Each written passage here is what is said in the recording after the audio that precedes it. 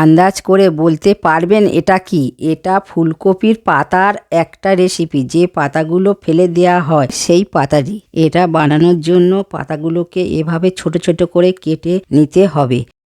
তারপর একটা পেঁয়াজ, 25 গ্রাম রসুন, 10 গ্রাম আদা, 5টা কাঁচা লঙ্কা একসাথে পেস্ট করে নিলাম। এবার কড়াই একটু তেল দিয়ে একটা শুকনো লঙ্কা, হাফ চামচ 5 ফোড়ন, 4টে রসুন এভাবে কুচে একটা পেঁয়াজ দিয়ে 2 মিনিট ভেজে ওই পেস্টটা দিয়ে একসাথে 3 থেকে 4 মিনিট নেড়ে 1 চামচ নুন, 1 চামচ হলুদ দিয়ে একসাথে 5 মিনিট কষিয়ে একটা টমেটো এইভাবে পেস্ট করে আরও 3 মিনিট নেড়ে ওই পাতা বাটাটা বেটে কষানো মশলার মধ্যে দিয়ে সমস্তটা ভালো করে 5 মিনিট নেড়ে 100 গ্রাম চিংড়ি ভেজে বেটে ওতে দিয়ে দিলাম। তারপর 1 চামচ জিরের গুঁড়ো দিয়ে একসাথে প্রায় 10 মিনিট ধরে নেড়ে একটু করে তেল কড়ার চারিদিকে দিয়ে দিলাম, যাতে কড়ার গায়ে এটা আটকে না যায়। এভাবে প্রায় আরও 5 মিনিট ধরে নেড়ে নিলাম, এটা শুকনো হওয়া পর্যন্ত। তারপর সামান্য গরম মশলা ছড়িয়ে দিয়ে আর একটু নেড়ে ওপর থেকে চিনি দিয়ে সমস্তটা 2 থেকে 3 মিনিট নেড়ে বানিয়েছিলাম ফুলকপি পাতা দিয়ে ইউনিক রেসিপি।